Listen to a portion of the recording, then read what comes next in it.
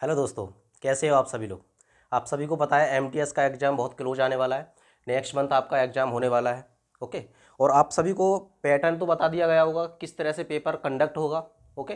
हमारे चैनल पे ऑलरेडी एक वीडियो आ चुकी है कि पेपर की प्रोसेस क्या रहने वाली है, किस किस कितने सेक्शन में पेपर होगा आपका, कितने कितने मार्क्स के आपके क्वेश्चन आएंगे। ठीक है। तो सर ने बताया था आपको 2 सेक्शन में आपका पेपर होगा, सेक्शन फर्स्ट और सेक्शन सेकंड। ठीक है। फर्स्ट सेक्शन में क्या है, आपका रीजनिंग और वही मैथ है। और आपको क्या करना है, उसमें 30% जनरल वाले हैं, उनमें 30% मार्क्स लाने हैं। और ओबीसी वाले हैं उनके लिए 25%। और जो आपके उससे नीचे वाली कैटेगरी होगी उनके लिए आपके 20% मार्क्स। ठीक है। तो ज़्यादा क्वेश्चन ज़्यादा करने की कोई दिक्कत नहीं है। एसएफ सेक्शन में जैसे आपका मैथ किसी बच्चे का कमज़ोर है, ओके, तो कोई दिक्कत नहीं है, इतने क्वेश्चन तो लगा सकता है। 7-8 क्वेश्चन, 40 क्वेश्चनों में से 7-8 क्वेश्चन लगाने हैं और ईजिली आप कर पाओगे। देखो, जो क्वेश्चन डिसाइडिंग फैक्टर जो आपके रहेगा वो सेक्शन सेकंड रहेगा, यानी कि दूसरा जो सेक्शन है आपका 45 मिनट का, वो सेक्शन आपको डिसाइड करेगा कि आपको सीट मिलेगी या नहीं मिलेगी। ठीक है। अब सेकंड सेक्शन में आने क्या वाला है, तो 2 सेक्शन है आपके। सेक्शन सेकंड में 2 चीज़ें आने वाली हैं, इंग्लिश और जीएस। ओके। जीएस में सारी चीज़ें हैं आपकी, हिस्ट्री, पॉलिटी, ये सारी चीज़ें आएंगी और साइंस का कुछ पार्ट आएगा। तो उसी को ध्यान में रखते हुए मैं साइंस का कुछ पोर्शन लाया हूँ। साइंस के वैसे तो ज़्यादा क्वेश्चन नहीं पूछे जाएंगे, आपको मैक्सिमम 5 क्वेश्चन देखने को मिल सकते हैं तीनों साइंस से, फिजिक्स, केमिस्ट्री और बायोलॉजी। ओके। तो देखो, कोई सा भी आप सोचोगे कि सर 5 नंबर का है, क्या ही पढ़ें, तो ऐसा कुछ नहीं है। देखो, कंपटीशन बहुत ज़्यादा हो गया है, तो आपको हर चीज़ पे ध्यान देना पड़ेगा, कोई सी भी चीज़ आप छोड़ के नहीं जा सकते। और आपको ध्यान में याद दिला दूं कि प्रत्येक क्वेश्चन 3 नंबर का है। यदि आप 4-5 क्वेश्चन भी छोड़ के जाते हो तो काफ़ी मार्क्स आप लूज कर जाओगे। ठीक है। तो जो भी सारी चीज़ें पढ़नी है बहुत ही ध्यान से पढ़नी है, सारी चीज़ों को सही से पढ़ना है। और टाइम आपके पास है नहीं, तो इसी को ध्यान में रखते हुए मैं आपके लिए प्रैक्टिस सेट लाया हूँ। ठीक है। और जल्दी जल्दी हम करेंगे, 25 क्वेश्चनों को प्रैक्टिस सेट है, और जितनी जल्दी हो सके इन चीज़ों को ख़त्म करने की कोशिश करेंगे, क्योंकि हमारे पास टाइम है नहीं। ठीक है। तो ये फिजिक्स का प्रैक्टिस सेट है। ओके। यहाँ से आपको 1 या 2 क्वेश्चन 100% देखने को मिल जाएगा, क्योंकि यही क्वेश्चन पूछे गए हैं।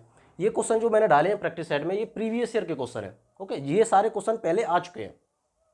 ठीक है। तो देखते हैं पहला क्वेश्चन क्या है, कार्य का मात्रक। तो ये सब बच्चों ने पढ़ रखा होगा भाई, कार्य का मात्रक क्या है। ठीक है। जिन्होंने नहीं पढ़ रखा मैं बता देता हूं। देखो, कार्य का मात्रक होता है जूल। क्या होता है? जूल। और कभी पूछ लेता है कि जूल और किसकी राशि है, तो जूल मैं बता दूं आपको 3 यूनिट है। यानी कि जूल जो है आपकी कार्य कार्य की भी यूनिट है, ऊर्जा की भी है, ऊर्जा की भी है, ऊर्जा और ऊष्मा। ठीक है। यदि आपसे इन तीनों की यूनिट पूछ ली जाए तो क्या होने वाली है? जूल। ओके। क्या हो जाएगा? जूल। और न्यूटन, न्यूटन है आपकी बल की, और वाट शक्ति, जिसे पावर कहते हैं। ठीक है। और डायन, डायन भी आपकी बल की यूनिट है, लेकिन सीएस यूनिट है, यानी कि CS unit, MKS unit, CS unit, ये सारी चीज़ें होती है ना। तो जो डायन होती है ये भी आपकी किसकी? बल की यूनिट होती है, लेकिन सीएस पद्धति में। ओके। तो कार्य का मात्रक क्या हो जाएगा? जूल। ठीक है। और ये भी ध्यान रखना है आपका, ऊर्जा और ऊष्मा का भी मात्रक जूल ही होता है। ओके। चलो नेक्स्ट क्वेश्चन देखते हैं। नेक्स्ट क्वेश्चन क्या है? प्रकाश वर्ष इकाई है। देखो, प्रकाश वर्ष देखने में तो लगता है कि सर प्रकाश होगा यानी कि एक ज्योति होगी, ऐसा कुछ नहीं। प्रकाश वर्ष एक्चुअली क्या है? दूरी की इकाई है। जो बहुत ज़्यादा बड़ी दूरी होती है, जैसे आप पृथ्वी की दूरी नापते हो सूर्य से, तो ये दूरियां जो होती हैं वो प्रकाश वर्ष में नापी जाती हैं। ठीक है। तो क्या? दूरी की। तो राइट आंसर क्या हो जाएगा? दूरी। प्रकाश वर्ष दूरी की इकाई है। नेक्स्ट क्वेश्चन देखते हैं। देखो, ज़्यादा टाइम वेस्ट नहीं करेंगे हम, जो चीज़ें हैं पॉइंट टू पॉइंट डिस्कस करने के बाद आगे बढ़ेंगे। ओके। क्योंकि अपने पास टाइम है नहीं।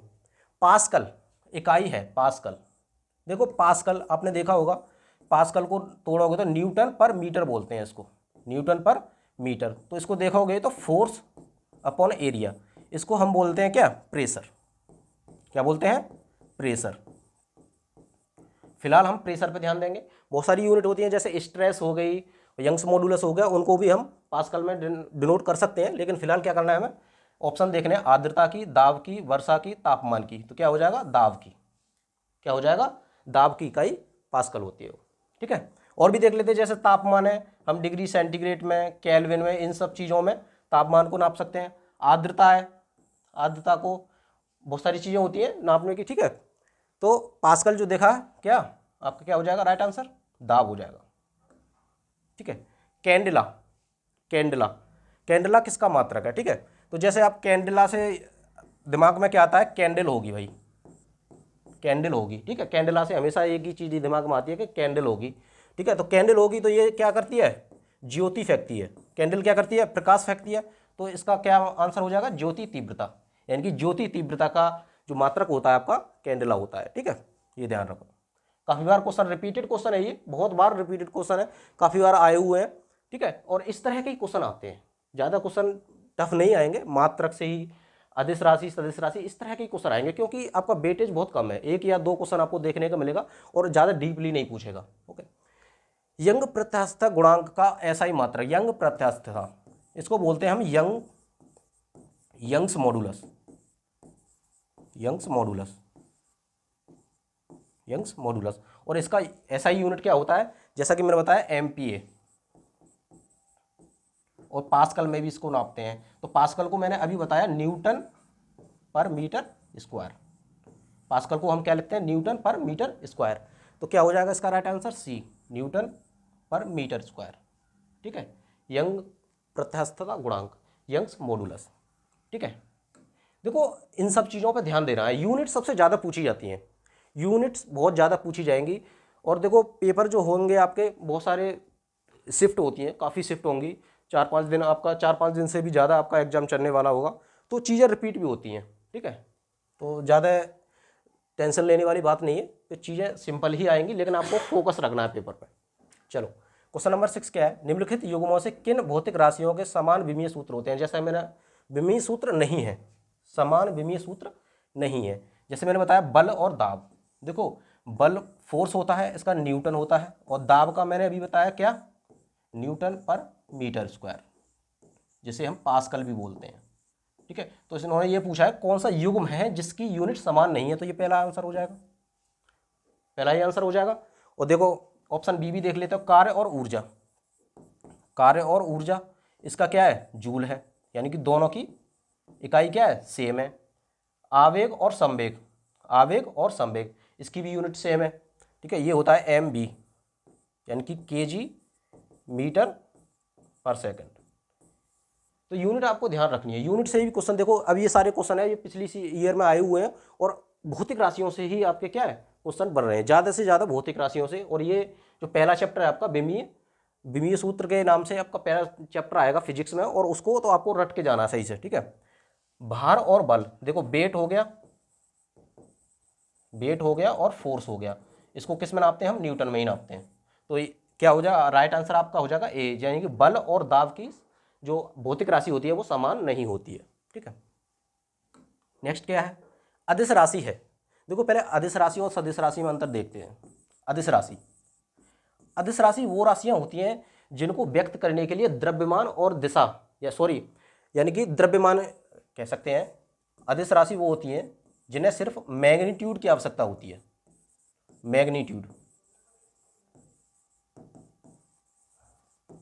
मैग्नीट्यूड की आवश्यकता होती है, यानी कि डायरेक्शन की कोई ज़रूरत नहीं है, आपके पास सिर्फ क्वांटिटी हो, कह सकते हैं क्वांटिटी हो। ठीक है, जैसे आपने देखा कि ऊर्जा हो गई, आपके अंदर ऊर्जा है तो एक क्वांटिटी है, आप उसको डिफाइन नहीं कर सकते कि ऊर्जा इधर लग रही है या इधर लग रही है। ठीक है, उसकी डायरेक्शन डिफाइन नहीं है, सिर्फ और सिर्फ उसका मैग्नीट्यूड आपको पता होगा तो आप कह सकते हो कि ये क्या है, ऊर्जा है। ठीक है, क्या हो जाएगा, ऊर्जा। अब जैसे बल आघूर्ण है, बल आघूर्ण हो गया, इसकी डायरेक्शन डिफाइन होनी चाहिए। और जैसे संवेग है, संवेग एम बी, ठीक है, मोमेंटम, संवेग, तो इसकी भी क्या है, डायरेक्शन डिफाइन होनी चाहिए। तो ऐसी राशियां जिनको व्यक्त करने के लिए डायरेक्शन की आवश्यकता नहीं होती है वो क्या होती हैं, अदिश राशियां होती हैं। और सदिश राशियां कौन सी होती हैं, सदिश राशि वो राशि होती हैं जिन्हें मैग्नीट्यूड की आवश्यकता भी पड़ती है और डायरेक्शन की भी, और डायरेक्शन दोनों की आवश्यकता पड़ती है। जैसे गति होगी, ठीक है, वेलोसिटी होगी, फोर्स हो गया यानी कि बल हो गया, फोर्स, संवेग, ये सब राशियां क्या है, ये है आपकी सदिश राशि, क्या है, सदिश राशियां।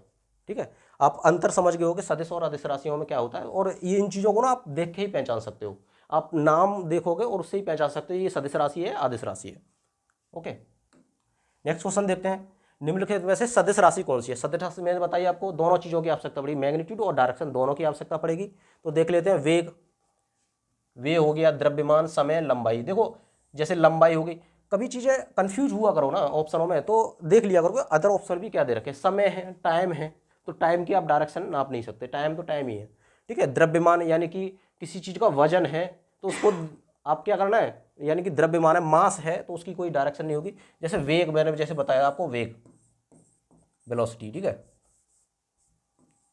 वेलोसिटी, तो इसकी डायरेक्शन डिफाइन होनी चाहिए। यानी कि आप मोटरसाइकिल को किधर ले जा रहे हो, आप किसी भी चीज़ को ले जा रहे हो, तो आपको डिफाइन करना पड़ेगा, इधर ले जा रहे हो, इधर ले जाने हो, किसी भी डायरेक्शन में ले जा रहे हो, ठीक है, तो आपको उसके डायरेक्शन की आवश्यकता पड़ेगी, ठीक है। जैसे बेग हो गया, तो राइट आंसर क्या हो जाएगा, सदिश राशि बेग, ठीक है। चलो नेक्स्ट क्वेश्चन देखते हैं। पदार्थ के संवेग और वेग के अनुपात से कौन सी भौतिक राशि प्राप्त की जाती है? देखो संवेग, मोमेंटम, संवेग होता है हमारा एम बी, और अनुपात किसका ले, वेग वी, वी से वी कट जाएगा तो एम बचेगा, यानी कि क्या बचेगा, मास बचेगा, मास बचेगा। और इसको क्या बोलते हैं हम, द्रव्यमान, क्या बोलते हैं, द्रव्यमान, ठीक है। राइट आंसर हो जाएगा आपका द्रव्यमान। नेक्स्ट क्वेश्चन क्या है, शून्य में स्वतंत्र रूप से गिरने वाली वस्तुओं की और का, यानी कि किसी भी वस्तु को आप ऊपर से गिरा रहे हो नीचे की तरफ, तो ठीक है, उसका क्या, कौन सी चीज़ समान रहेगी? तो पहला क्या है, समान गति से गिरेगी, समान वेग से गिरेगी, समान त्वरण से गिरेगी, और समान बल से गिरेगी। देखो इसने क्या किया है, शून्य यानी कि वैक्यूम, वैक्यूम, वैक्यूम में गिरा रहा है। वैक्यूम का देखो शून्य का मतलब क्या होता है, शून्य का मतलब क्या होता है, शून्य का मतलब होता है कि कुछ भी नहीं है, कुछ भी नहीं है, ना उसमें एयर है, ना कोई ऐसी, ना उसका टेम्परेचर है, ना प्रेशर है, कुछ भी चीज़ नहीं है। किसी भी चीज़ को गिराया जाएगा उस शून्य में, तो वो समान त्वरण से गिरती है, किससे, समान एक्सेलरेशन से गिरती है। यानी किसी भी चीज़ को गिराओ आप तो समान त्वरण से गिरेगी। क्यों गिरेगी, देखो उस पर कोई भी फोर्स ऊपर की तरफ नहीं लगेगा। जैसे आप एयर में कोई चीज़ लगाओगे तो एयर भी ऊपर से उस पर फोर्स लगाएगी ना, एयर है, अब कुछ है ही नहीं, तो वो समान त्वरण से गिरेगी, ठीक है। नेक्स्ट क्वेश्चन क्या है, रॉकेट किस सिद्धांत पर कार्य करता है? देखो रॉकेट, ये क्वेश्चन काफी बार पूछा जाता है और ऑप्शन कंफ्यूज करते हैं, तो मैं बता देता हूं, रॉकेट आपका थर्ड लॉ ऑफ न्यूटन पे काम करता है, ठीक है, और संवेग संरक्षण पर, संवेग संरक्षण पर इन पे काम करता है, ठीक है। यदि ऑप्शन इसका आपका थर्ड लॉ ऑफ मोशन यानी कि न्यूटन हो या फिर संवेग संरक्षण हो, इनमें से एक ही ऑप्शन में होगा और उसी को टिक लगाना है। जैसे इसमें देख सकते हो संवेग संरक्षण, ठीक है, ऑप्शन डी हो जाएगा, ठीक है। संवेग संरक्षण ना देके आपको थर्ड लॉ ऑफ न्यूटन दे देगा, ओके। तीसरा नियम यानी कि न्यूटन का तीसरा नियम, ओके। नेक्स्ट क्वेश्चन क्या है, अश्व यदि एकाएक चलना प्रारंभ कर दे तो अश्वारोही के गिरने की आशंका का कारण है। देखो घोड़ा यदि खड़ा है, आप जैसे घोड़े पे बैठते हो और घोड़ा अचानक चलना शुरू कर दे तो आपको गिरने की प्रोबेबिलिटी बढ़ जाती है, यानी कि आप ऐसा फील करते हो गिर गए। यदि आप सही से नहीं पकड़ोगे तो आप गिर जाओगे। किस कारण, क्योंकि आपका जड़त्व जो होता है, जड़त्व जो जैसे कह सकते हैं इनर्शिया जो होता है, वो क्या करता है, वो हट जाता है, अपनी जगह से हट जाता है, और उसके कारण क्या है, आपके पास आपको क्या लगता है, एक फोर्स यानी कि बल लगता है आपके ऊपर और वो आपको गिराने की कोशिश करता है। तो क्या हो जाएगा, जड़त्व आघूर्ण, यानी कि न्यूटन्स फर्स्ट लॉ। क्या होता है, Newton's first law. Next question क्या है, चलती हुई बस में अचानक ब्रेक लगती है तो उसमें बैठे हुए यात्री आगे की दिशा में गिरते हैं, ठीक है। देखो जैसे आप बस में बैठे हो, चल रही है, और जैसे आप ब्रेक लगा देते हो तो क्या होता है, एक धक्का सा लगता है। क्यों लगता है कि आप पहले देखो, न्यूटन का फर्स्ट लॉ क्या कहता है, जब तक कोई वस्तु मोशन में रहेगी तब तक उस पर कोई भारी बल ना लगाया जाए, या फिर रेस्ट में रहेगी तब तक कोई और बल ना लगाया जाए, यानी कि जो उसकी स्थिति है ऐसी ही बनी रहेगी तब तक कि उसमें कोई भारी बल ना लगाया जाए। तो जैसे ही आप ब्रेक लगाते हो तो आप पे एक बल कार्य करता है, ठीक है, वो क्या करता है, आपकी ग्रेविटी को थोड़ा सा खिसका देता है और उसको आप क्या करते हो, बैलेंस करने के लिए आगे झुक जाते हो। तो क्या है, न्यूटन का पहला नियम, न्यूटन का पहला नियम ये दर्शाता है, यदि आप बस में या फिर किसी भी चीज़ में बैठे हो तो जैसे ही ब्रेक लगाते हो तो आप आगे की तरफ धक्का फील करते हो। नेक्स्ट क्वेश्चन क्या है, बल का गुणनफल है। देखो बल जिसे बोलते हैं फोर्स, इंग्लिश में फोर्स, ठीक है। और force equal to M A होता है। एम क्या होता है, यहाँ पर मास होता है, और ये होता है आपका एक्सेलरेशन, यानी कि द्रव्यमान और त्वरण, ठीक है, त्वरण। तो द्रव्यमान और त्वरण, यानी कि बल का गुणनफल क्या हो जाएगा, द्रव्यमान और त्वरण, ठीक है। नेक्स्ट देखो, किसी मनुष्य का भार पृथ्वी पर यदि 600 न्यूटन है, तब चंद्रमा पर उसका भार कितना होगा। देखो कोई भी चीज़ है हमारी पृथ्वी पर, कोई भी किसी भी चीज़ का भार यदि 100 है, 100 न्यूटन है, तो चंद्रमा पर क्या होगा, चंद्रमा पर उसका 1/6 हो जाएगा, 1/6 हो जाएगा, यानी कि 1/6 हो जाएगा। तो कितना है अपना, पृथ्वी पर भार यदि 600 है तो इसमें 6 से डिवाइड कर दो, तो कितना हो जाएगा, 100 न्यूटन, 100 न्यूटन। और यहाँ पे एक चीज़ और ध्यान रखने वाली है, देखो आपने वैल्यू देखी, W यानी कि वेट इक्वल टू mg होता है, mg होता है, और ये g क्या होता है, ये होता है आपका त्वरण, ये होता है आपका सेंटर त्वरण होता है, ठीक है। और चंद्रमा पर इसकी वैल्यू क्या होती है, यानी कि ये पृथ्वी पर है, यानी कि अर्थ पर है, और इसकी चंद्रमा पर वैल्यू होती है G/6, यानी कि ये 1/6 हो जाता है। एक्सेलरेशन ड्यू टू ग्रेविटी, इसको बोलते हैं एक्सेलरेशन ड्यू टू ग्रेविटी। और कभी कभी क्वेश्चन आ जाएगा, यदि किसी भी चीज़ का द्रव्यमान, यानी कि द्रव्यमान, ठीक है, ये जिसे बोलते हैं मास हमेशा कांस्टेंट रहता है, यानी आप पृथ्वी पे जाओ, चंद्रमा पे जाओ, या फिर किसी ग्रह पे जाओ, तो ये मास आपका चेंज नहीं होगा, ओनली आपका जो चेंज होगा वो होगा त्वरण, यानी कि एक्सेलरेशन ड्यू टू ग्रेविटी। जी की वैल्यू चेंज होती है, ना कि मास की। तो कभी आपसे क्वेश्चन ऐसे घुमा के पूछ सकता है कि यदि किसी भी वस्तु का मास पृथ्वी पर इतना है तो चंद्रमा पर कितना होगा, ठीक है। तो मास चेंज नहीं होता, चंद्रमा पर जाओ चाहे कहीं भी जाओ समान ही रहता है, ठीक है। और यह बात आती है किस पे, भार में। सिर्फ भार क्या होता है हमारा mg, तो यानी कि g की वैल्यू चेंज हो जाती है, और क्या होता है 1/6 हो जाता है चंद्रमा पर। पृथ्वी की सतह पर किसी का भार 29.4 यानी कि 29.4 न्यूटन है, उसका द्रव्यमान कितना होगा। क्या पूछा है, द्रव्यमान, यानी कि मास पूछा है आपसे, ठीक है, मास पूछा है। यानी कि भार क्या मैंने बताया, भार क्या W = mg होता है, ठीक है। भार कितना दे रखा है, 29.4 न्यूटन, मास पूछा है, और जी की वैल्यू कितनी होती है पृथ्वी पर, 9.8 मीटर पर सेकंड स्क्वायर। तो मास क्या हो जाएगा 29.4, और डिवाइड कर दो इसको 9.8 से, तो इसको काटोगे तो ये हो जाएगा आपका 3 kg, ठीक है। कितना हो जाएगा, 3 kg। इस तरह से क्वेश्चन आपको पूछ लिए जाते हैं, और सिंपल से हैं, ठीक है। यानी कि फोर्स इक्वल टू, ये याद रखना है आपको, ma, second law of Newton, ठीक है। ये सारी चीज़ें याद रखनी है कि आप वेट को कैसे दर्शा सकते हो, वेट को mg से दर्शा सकते हो, फोर्स को किस तरह से दर्शा, ये छोटे छोटे फॉर्मूले हैं, ठीक है। ये तो आपको याद रखने पड़ेंगे, और ये आपको 10-11 में ही पढ़ाए जाते हैं। 1 किलोग्राम राशि का वजन है, मास कितना है 1 किलोग्राम, 1 किलोग्राम, और वजन पूछा है, यानी कि वेट पूछा है, मैंने अभी बताया mg, मास कितना दे रखा है 1 किलोग्राम, और g की वैल्यू कितनी होती है 9.8 मीटर पर सेकंड स्क्वायर, ठीक है। तो ये हो जाएगा आपका 9.8 न्यूटन,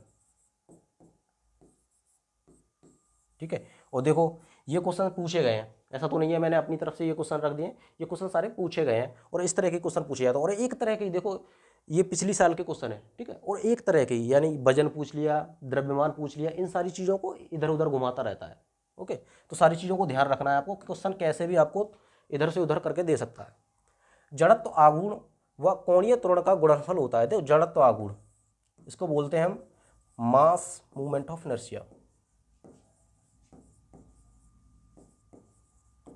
इनर्शिया, ठीक है। और त्वरण, कोणीय त्वरण अल्फा, यानी कि ये पूछ रहा है आई और अल्फा का गुणनफल क्या कहलाता है, तो इसको बोलते हैं हम त्वरण, इसको बोलते हैं हम टॉर्क। क्या बोलते हैं इसको, टॉर्क, यानी कि टॉर्क को हम और आई अल्फा से दर्शा सकते हैं, आई इंटू अल्फा। ये हो गया आपका MOI, mass movement of inertia, और ये होगा आपका त्वरण, कोणीय त्वरण, कोणीय त्वरण। ठीक है, तो राइट आंसर क्या हो जाएगा आपका? टॉर्क। नेक्स्ट क्वेश्चन देखते हैं। 3 रंग मूल रंग हैं। देखो ऐसे रंग बताने हैं जो मूल रंग हैं, यानी उन रंगों से मिलाकर हम कोई सा भी रंग बना सकते हैं। तो कौन कौन से होते हैं? नीला, हरा और लाल। नीला, हरा और लाल, इन रंगों को मिलाकर कोई से भी रंग बनाए जा सकते हैं। तो ये क्या है? ये आपके प्राइमरी कलर्स होते हैं, इनको बोलते हैं प्राइमरी कलर, कलर्स। ठीक है, प्राइमरी कलर्स, यानी कि इन कलरों से हम कोई सा भी रंग बना सकते हैं। नेक्स्ट क्या है? सबसे कम तरंगदैर्ध्य वाला प्रकाश कौन सा होता है? सबसे कम तरंगदैर्ध्य, तरंगदैर्ध्य का मतलब होता है वेवलेंथ, वेवलेंथ। ठीक है, और सबसे कम किसकी होती है? बैंगनी रंग की, यही हमसे पूछा है। और सबसे ज़्यादा होती है लाल रंग की। तो सबसे कम पूछिए तो बैंगनी हो जाएगा, सबसे अधिक पूछ ले तो लाल हो जाएगा। तो सबसे कम पूछिए तो राइट आंसर क्या हो जाएगा आपका? बैंगनी। ठीक है, इन सब चीज़ों को ध्यान रखना। नेक्स्ट क्वेश्चन क्या है? कैमरे में किस प्रकार का लेंस प्रयोग किया जाता है? देखो कैमरे में क्या होता है, बहुत सारी चीज़ों को इकट्ठा करके एक छोटे से लेंस बनाया जाता है। ठीक है, बहुत सारे, यानी कि कैमरे का क्या होता है, कार्य क्या होता है, सारी चीज़ों को कैप्चर करके एक छोटे से लेंस पे प्रकट। तो ये काम क्या करता है? ये करता है आपका उत्तल लेंस। क्या करता है? उत्तल लेंस कार्य करता है। नेक्स्ट, नेक्स्ट क्या है? निकट दृष्टि दोष में पीड़ित व्यक्ति के चश्मे में प्रयोग किए जाने वाला। देखो सबसे पहले ये क्वेश्चन इतना ज़्यादा फेवरेट है एग्जामिनर का कि इस क्वेश्चन को पूछता ही है। निकट दृष्टि दोष पूछ लेगा, दूर दृष्टि दोष पूछ लेगा, इनमें से इधर उधर से क्वेश्चन करके पूछ ही लेगा, और हमेशा पूछा जाता है। तो निकट दृष्टि दोष का मतलब है कि किसी के अंदर निकट दृष्टि दोष है तो उसको दूर की वस्तु नहीं दिखाई देगी। ये कन्फ्यूजन होता है बच्चों में कि सर निकट दृष्टि दोष है, तो ये सारी चीज़ें देखो, निकट है तो इसमें दूर की वस्तु अपोजिट कर दो, यानी कि दूर की वस्तु नहीं दिखाई देगी, दूर की वस्तु नहीं दिखाई देगी, नहीं दिखाई देगी। ठीक है, इसको सही से देखना, याद रखना है। सही है, निकट है तो दूर की वस्तु नहीं दिखाई देगी, और दूर दृष्टि होता है तो निकट की वस्तु नहीं दिखाई देगी। अब दूर की वस्तु नहीं दिखाई दे रही है, यानी कि जो आपका रेटिना है उसकी प्रतिबिंब जो है, किसी वस्तु का प्रतिबिंब उससे पहले बन रहा होगा, इसीलिए नहीं दिखाई दे रही होगी। और इस प्रतिबिंब को रेटिना पर डालने के लिए क्या करेंगे? हम अवतल लेंस का प्रयोग करते हैं। किसका? अवतल लेंस का। किसका यूज करते हैं? अवतल लेंस का प्रयोग करते हैं। और इसका उल्टा कर दिया जाए, यानी कि दूरदृष्टि दोष हो तो उसमें पास की वस्तु नहीं दिखाई देती है। क्यों नहीं दिखाई देती? कि उसका जो प्रतिबिंब होता है हमारा रेटिना से पीछे बनता है, और उसको सिकोड़ के किस पे लाना पड़ता है?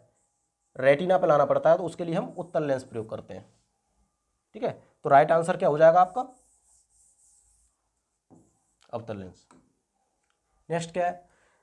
देखो ये क्वेश्चन फिर से पूछ लिया, दूरदृष्टि दोष। मैंने बताया आपको दूरदृष्टि और निकट दृष्टि दोष बहुत ज़्यादा इंपॉर्टेंट है, यहाँ से क्वेश्चन बहुत ज़्यादा प्रोबेबिलिटी रहती है आने की। ठीक है, तो दूरदृष्टि दोष के निवारण के लिए कौन सा लेंस प्रयोग किया जाता है? उत्तल लेंस। ठीक है, मैंने अभी बताया कौन सा? उत्तल लेंस। नेक्स्ट क्वेश्चन क्या है? दूरबीन का आविष्कार किसने किया था? तो दूरबीन का आविष्कार किया था आपका गैलीलियो ने। ठीक है, गुटेनबर्ग ने आपका प्रिंटिंग प्रेस का किया था, प्रिंटिंग प्रेस। थॉमस एडिसन ने आपको पता है बल्ब बनाया था, और ग्राहम बेल ने आपका टेलीफोन बनाया था, टेलीफोन बनाया था। ठीक है, ये सब चीज़ें याद रखनी है, ये काफ़ी फेमस साइंटिस्ट हैं। ओके, तो इनको तो आप बचपन से पढ़ते आए हो, तो यहाँ से क्वेश्चन आपको गलत नहीं होगा। नेक्स्ट क्वेश्चन क्या है?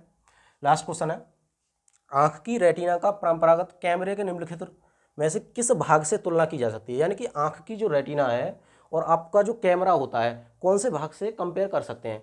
तो जो रेटिना, देखो जो हम कैमरे से फिल्म बनाते हैं वही काम होता है आपका रेटिना का, फिल्म का काम करती है। यानी कि रेटिना क्या किसका काम करती है? फिल्म का। किसका काम करती है? फिल्म, फिल्म का काम करती है।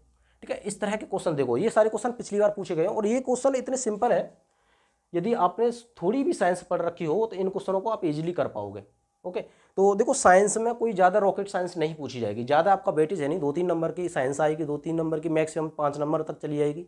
तो जो भी बेसिक चीज़ें हैं उनको पढ़ के चले जाओ, तो साइंस का आपका पोर्शन पूरा हो जाएगा। ठीक है, और ऐसे ही मैं क्या करूँगा, आपको प्रैक्टिस सेट लाता रहूँगा, सारे क्वेश्चन मैं एनालाइज कर रहा हूँ, जो पिछली ईयर आए हुए हैं उससे पहले आए हुए हैं सारे क्वेश्चनों को एक संग्रह बना के आपको 25-25 क्वेश्चनों में बताता रहूँगा, जिससे आपकी प्रैक्टिस काफ़ी अच्छी हो जाए। ठीक है, तो आशा करता हूँ आपको वीडियो पसंद आई होगी। यदि आपको वीडियो पसंद आई है तो चैनल को सब्सक्राइब करना और ज़्यादा से ज़्यादा कोशिश करना कि वीडियो को ज़्यादा से ज़्यादा शेयर किया जाए। धन्यवाद।